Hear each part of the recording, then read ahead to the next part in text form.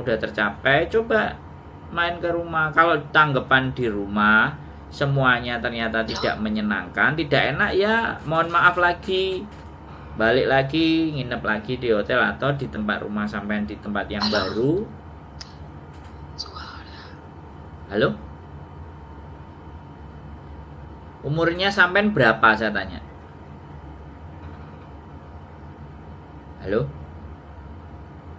Wah, yang curhat sudah hilang. Makasih ya Mas solusinya. Ya Allah, baru ketemu solusinya. Makasih banget udah dikasih solusi.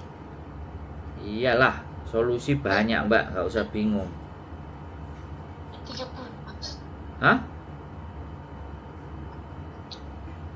Halo?